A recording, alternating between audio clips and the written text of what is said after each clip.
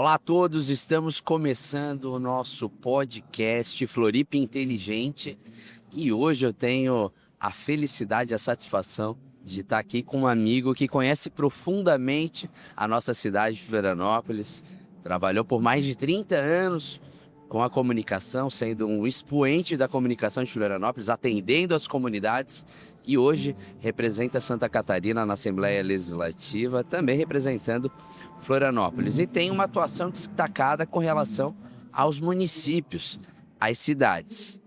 Mário Mota, aqui com a gente, deputado estadual. Bem-vindo, Mário. Muito obrigado, Rafa. Muito obrigado a todos vocês da equipe. Parabenizo antecipadamente.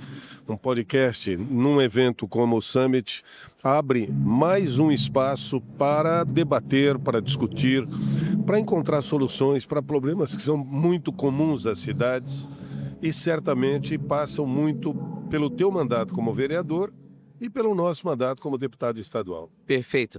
Como o Mário falou, a gente está inaugurando o podcast Floripa Inteligente agora no Summit Cidades, maior evento corporativo de Santa Catarina e um dos maiores eventos sobre cidades da América Latina. Hoje, amanhã e na quinta-feira vão passar aqui pelo Centro-Sul mais de 15 mil pessoas, 700 palestrantes, então vai ser uma imersão sobre cidades. E não havia lugar melhor para a gente inaugurar, então, o nosso podcast Floripa Inteligente. E hoje aqui, primeira pessoa que nós estamos entrevistando no podcast é o deputado Mário. Deputado Mário, a gente tem os grandes desafios das cidades daqui para frente, em especial da cidade de Santa Catarina e de Florianópolis, da nossa capital, com relação a mudanças climáticas. A gente deve ter mais vento, mais chuva, as cidades precisam ser mais resilientes. E para elas se tornarem mais inteligentes, a cidade precisa ser boa para quem vive nela, ser boa para as pessoas. E para isso, o uso das tecnologias é fundamental. Então, quais são os principais projetos? E eu sei que tu tens alguns, né? Alguns eu gosto muito, como por exemplo o Plano Mendonça, mas quais são os teus principais projetos em desenvolvimento no mandato que vêm auxiliar as cidades nesse contexto? Rafinha, é a minha primeira experiência na Assembleia Legislativa como deputado estadual. E eu posso te garantir que constatei uma desconfiança que eu desenvolvi ao longo da minha carreira como jornalista. Eu entrevistava muitos, os políticos desses últimos 40 anos, mediei os debates eleitorais que definiam eleições, e eu confesso que ficava buscando nos mandatos quais eram os principais pontos, de que forma um deputado podia contribuir com essas colocações que você faz. Encontrar formas de sugerir ou até de provocar ações que melhorassem e que melhorem a vida das pessoas em sociedade. E eu cheguei à seguinte conclusão: o principal instrumento de trabalho de um deputado estadual, acredito que também federal, é a mudança de clima. Nós falando é verdade. E hoje está bem frio, né? Está bem frio. Mas o principal instrumento de trabalho para mim, de um vereador, de um deputado estadual, federal principalmente, chama-se pedido de informação. Um pedido de informações, quando passa pela plenária, ele torna-se um documento oficial e qualquer autoridade que o receba tem até 30 dias para respondê-lo. Exatamente. Tem que responder corretamente, sob pena de ser responsabilizado administrativamente, até civil e penalmente.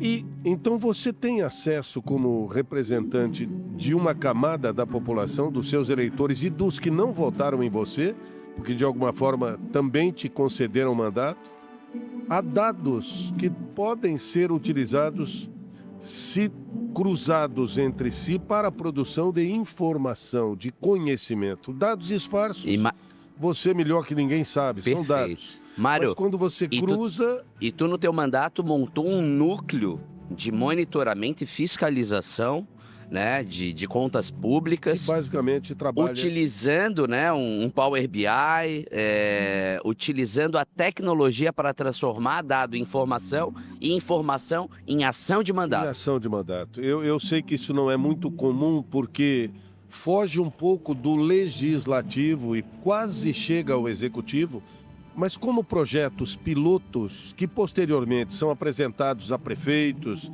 até governadores, se for o caso, eu tenho a impressão de que é uma terceira função, além de legislar e fiscalizar a aplicação do orçamento pelo executivo, que cabe aos deputados, aos vereadores, até aos senadores. E nós desenvolvemos alguns projetos, como você citou bem. Eu fiz esse introito até para as pessoas entenderem. Poxa, mas isso não é função de um deputado estadual? Olha, com o maior carinho do mundo e respeito a todos os meus colegas. Mas para fazer mais do mesmo, eu teria continuado na comunicação. Justo. Então, eu tenho buscado alguns projetos como pilotos. Por exemplo, você citou o Plano Mendonça. O Plano Mendonça foi uma inspiração que nós tivemos ao visitarmos Mendonça na Argentina, num congresso de parlamentares do Mercosul há 2 anos. E eu fiquei abismado com a área central de Mendonça. A cidade foi destruída por um terremoto há mais de 100 anos. Tiveram que graças a Deus nós não temos exatamente esse problema, esse desafio em Florianópolis, mas temos o desafio de enchentes, a temperatura nos sim. ambientes, principalmente nas áreas mais adensadas, sim. se elevarem muito exatamente. Com o sol no verão, e isso impacta na saúde também, das pessoas. Mendonça é num deserto, no pé dos Andes. E a área central de Mendonça é completamente arborizada, com árvores preparadas para a área urbana, troncos fortes, raízes profundas para não estragar as calçadas. Copas relativamente baixas e densas que acabam se unindo no meio da rua. 6, 7 árvores de um lado do quarteirão, na calçada, 6, 7 do outro lado, formam túneis de vegetação que te deixam 3 graus abaixo da temperatura externa. Sem falar do ambiente ficar muito mais agradável, muito né? mais agradável. Você convive com a natureza estando numa cidade enorme, como é, uma grande cidade como é Mendonça. Trouxemos a ideia, pelo menos, para cá, e começamos a desenvolver um projeto piloto em Guatambu, no oeste de Santa Catarina, perto de Chapecó. Uma cidade com pouco mais de 3.500 habitantes. Primeiro fizemos um contato com a prefeitura, o prefeito se entusiasmou, a partir de uma emenda impositiva do gabinete, com parte da prefeitura contrapondo também com algum recurso. Reunimos a população em reuniões específicas, estimulando a que eles comprassem a ideia.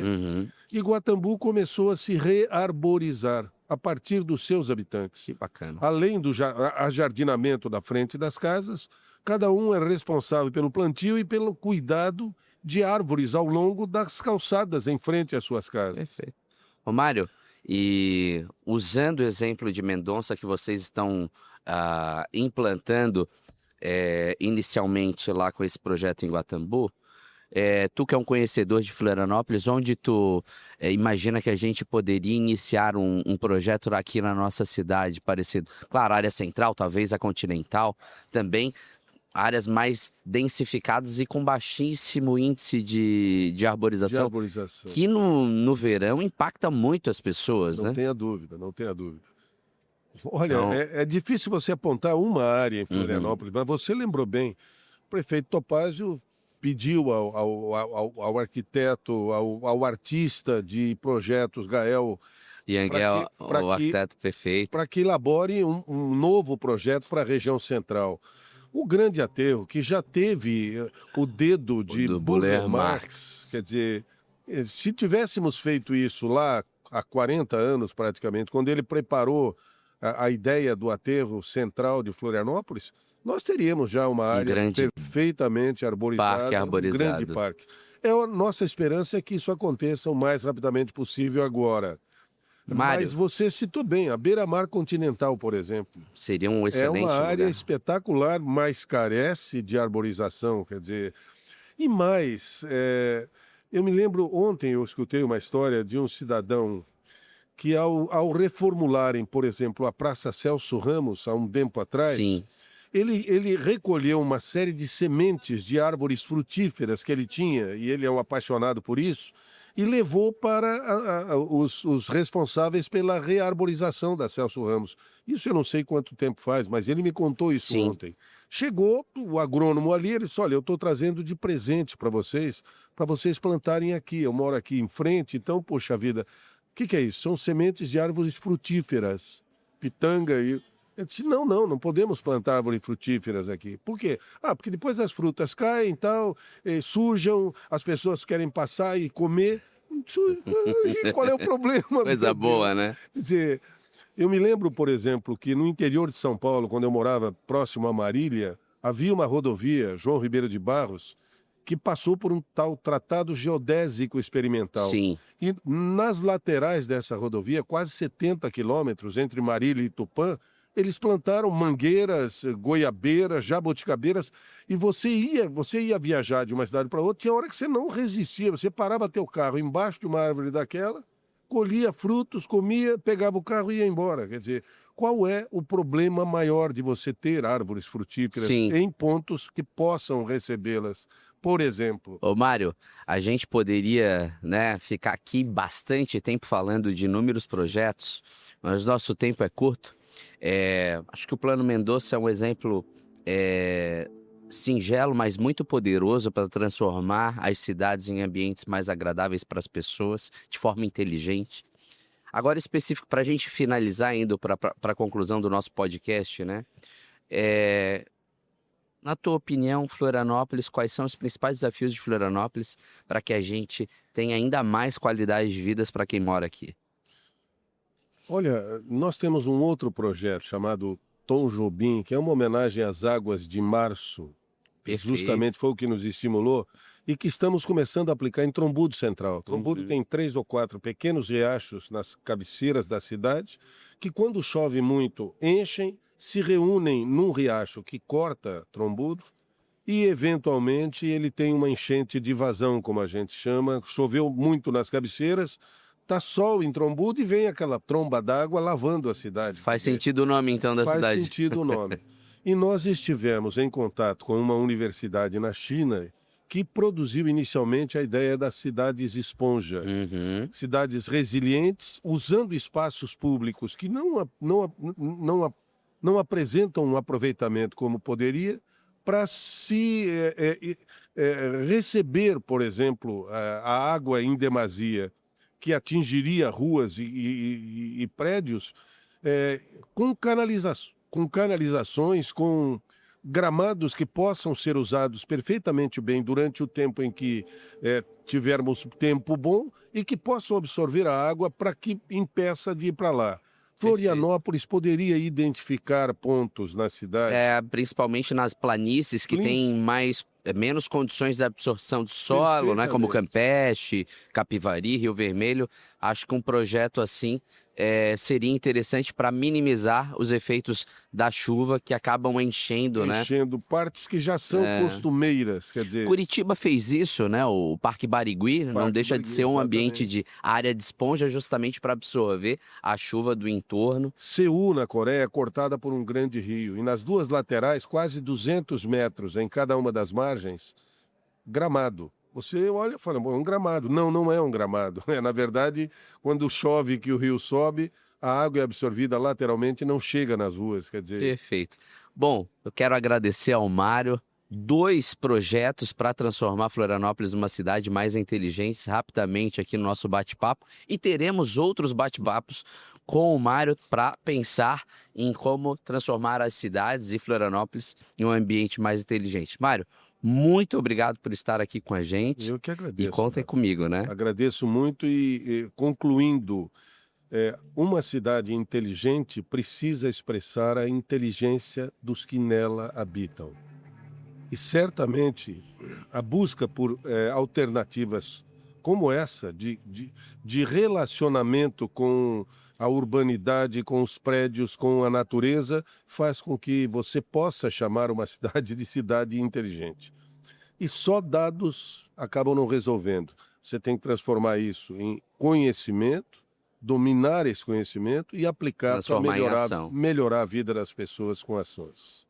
Obrigado, Mário. Eu que E agradeço. Um abraço. em breve mais um episódio do podcast Floripa Inteligente.